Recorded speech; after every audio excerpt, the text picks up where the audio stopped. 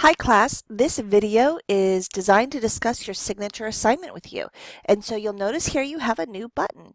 And so let's go into here and talk about your signature assignment. First of all, you'll notice it's broken into steps. The very first thing I want you to do is I want you to read through this document thoroughly because it will really help you understand everything that you'll be doing in the assignment if you kind of understand the whole picture rather than just the steps I've broken it down into. So for this assignment, you are selecting 2 to 3 nutrition recommendations. Nutrition. So this doesn't include smoking. This isn't I quit drinking, energy drinks. That could be one, but then you'd have to do something else that was pretty significant along with it. We're not trying to drink tea or anything like that. I mention this because I've had those assignments. You can include exercise if you have 3 recommendations. You will follow these for 1 consecutive week. Keep in mind, these are recommendations you are not currently doing. These are a diet change. This is not a behavior change contract style like a health and wellness. To make sure that you are on the right track. You can use your 72-hour food diary as a good place to start if you notice some trends or some things, and as you've been learning through the semester about sugar, about protein, about all these different aspects that you can pull from anywhere you want. The other key thing is your recommendations have to be research-based. So this isn't what like the guy at the gym told you, right? Because most of them have no clue. And so this really has to be like, this is what science, this is what the research shows. Okay. The very first thing that you're going to do this week is you're going to do an introductory problem statement journal. This is the easiest step there is. All you have to do in this exact format in your journal is write your problem statement and write the recommendations you're choosing to follow to solve your problem. For example, if you're pre-type 2 diabetic, if you're hypertensive, if you're overweight, if you have a history of heart disease in your family, if you're just not comfortable in your own skin, like any of these things constitute a problem. You've been good at fitness and you want to become stronger. You want to be leaner. I mean, a problem doesn't have to have a negative connotation necessarily. This is what you are basing your recommendation off of. So you want to come up with a problem statement that says what the current problem is. And then you want to match your recommendations to that problem. And you want to be relatively specific. This is not where you're coming up with your full plan, but you want to be relatively specific. I've given you an example here of a problem statement and a recommendation. Note, I want you to actually write the words problem statement. I want you to actually write the words recommendation. This will really help me. I will grade these to make sure that you are in the right direction for when you write your paper. Your paper is basically going to be an extension of this. You're going to use research. You're going to find peer-reviewed research, 3 supporting references that support the diet changes that you're making. You can use those references however you choose. Again, peer-reviewed means no blogs, no newspapers, no websites, none of that. You're looking at journal articles from the library. And you're not using any quotes. So here's the explanation of that.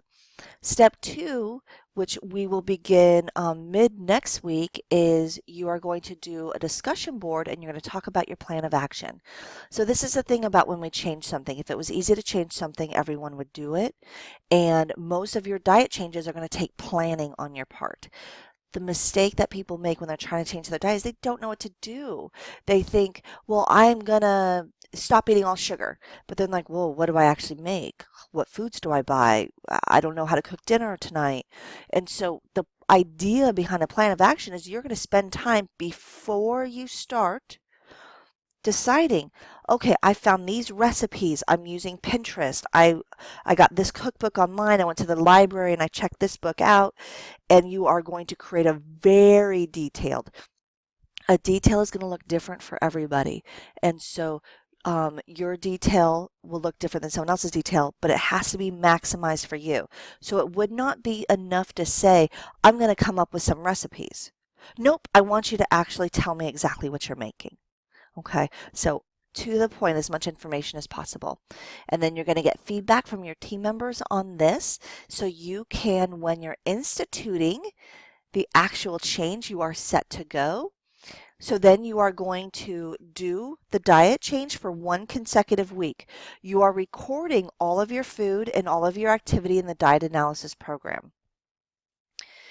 When you are done with your consecutive week, you're going to write a final paper. Your final paper will be made of this. Oh, that's not spelled right. Will be made of this. The first portion of your paper will be a summary of these things. And what I mean is a summary, so you're not just cutting and pasting. There should be no cutting and pasting. You will be just basically highlighting like a research paper, almost like an abstract, exactly kind of what led you to this actual results section. For your results section, you're going to reflect on all of these different areas. The results section alone is going to be 1.5 to 2 pages. That does not include these areas up here. When you write this, I want you to follow this format directly. I want you to head the paper with problem statement. Then the next heading is recommendation, solution, plan of action, and such. By the end of this is your final paper that you'll turn in. You turn this in during finals week. And then here's how you'll be graded. You absolutely have to turn in all daily reports. You need to talk about the reports within your results section. I'm going to be looking for that you wrote with thoroughness, that you used correct grammar, spelling, that you basically did this thoroughly, and that you actually followed through on what you said you were going to follow through on. I'm going to go through your diet, and your diet needs to match what you said you were going to do.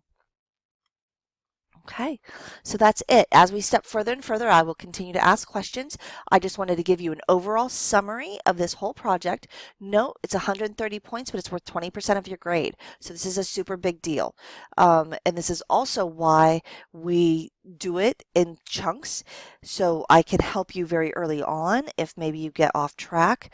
But also this becomes really important that because we do this in chunks, if you don't pay attention to my feedback, or you don't go in and see what your grades look like and don't catch mistakes, by the time you get to the end, you could have a failing project because you didn't follow direction and didn't see that I was trying to catch you in that.